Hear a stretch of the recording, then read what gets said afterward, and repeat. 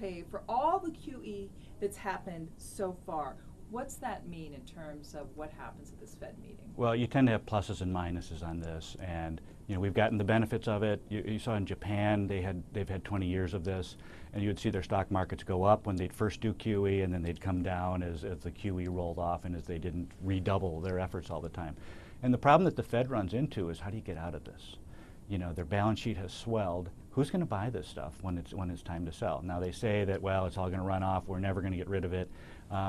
But you end up with unintended consequences with this. One of these being that you've got kind of the stock market is bubbling, if you will. I won't say it's in a bubble, but it's going that direction without the fundamentals of the economy picking up and providing a strong foundation for it. Could it be a catalyst for a market sell-off?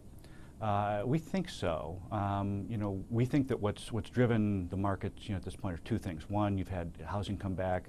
Problem is that much of that housing has been driven by private equity firms buying homes. Exactly, and that's more of a short-term move. That's actually starting to abate as we speak right now. And I think this last quarter they were 60% of existing home sales. Well, that other 40% isn't going to make up the difference when these guys leave, and they're not there. They're pretty fickle, so they don't stick around long. We also think that the Fed has done a good job of bumping up the stock market, but they just haven't done a good job of bumping up the fundamentals of the economy as a whole.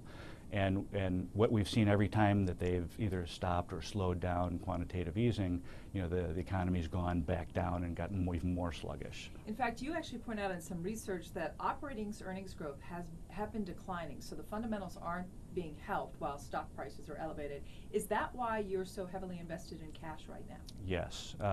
If you look at over the last year, the main driver of any earnings growth really has been the financials, and much of the financials has been loan loss reserve releases, stuff that they reserved against before, and now that home prices have gone up, they're releasing those reserves. And that's really kind of driven their earnings, but it's not a sustainable thing. That's not ongoing blocking and tackling, earnings that drive stock prices higher. It's kind of more of a one-time.